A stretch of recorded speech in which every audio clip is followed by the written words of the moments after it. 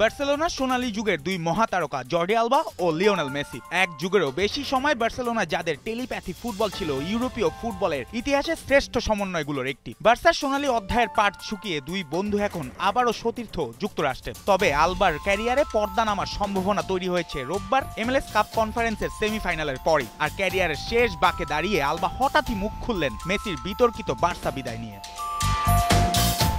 Alva স্পষ্ট ভাষায় জানিয়েছেন মেসি নাকি তার বার্সেলোনা বিদায়কে কখনোই মেনে নিতে পারেননি, হোক সেটা ক্লাবের আর্থিক সংকট কিংবা ব্যবস্থাপনার ভুল সিদ্ধান্ত। মেসির ক্যাম্প নু ছাড়াটা ছিল সমর্থকদের জন্য হৃদয় বিদারক। আলবার মতে লিও একটা বিদায়ী ট্রিবিউট প্রাপ্য, পুরো কাতালোনিয়া অপেক্ষায় আছে সেই মুহূর্তের।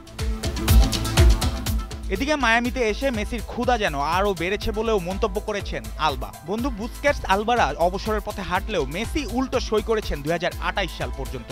41 বছর বয়সেও তিনি খেলবেন, এমন অঙ্গীকার যেন মায়ামির নতুন ফুটবল স্বপ্নের মুখ হয়ে ওঠা আর্জেন্টাইন সুপারস্টারের অদম্য ইচ্ছাশক্তিরই প্রমাণ। মায়ামির নতুন স্টেডিয়াম মায়ামি ফ্রিডম পার্কেরও মুখ্য আকর্ষণ হবেন মেসি। বন্ধুর ভবিষ্যৎ নিয়ে তাই আনন্দ বার্তা দিয়ে আলবা জানিয়েছেন এটা তার জন্য সৌভাগ্য যে তিনি এতদিন লিওর সঙ্গে খেলেছেন।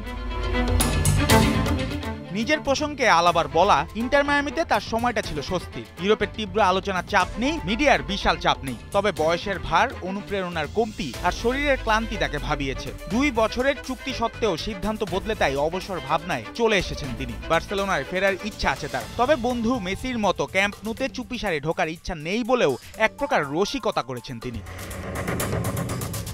এখন প্রশ্ন, ইন্টার মায়ামির যাত্রা কত দূর যাবে। দল ফাইনালে উঠলে আলবা চান তার মাঠের শেষ নাচটি যেন ট্রফি উঁচিয়ে হয়। সবই নির্ভর করছে 90 মিনিটের নাটকীয় রোমাঞ্চের। আর সেই নাটকীয়তার দোরগোড়ায় দাঁড়িয়ে ফুটবল বিশ্বকে আরেকবার আবেগের ঢেউয়ে ভাসাচ্ছেন জর্দি আলবা।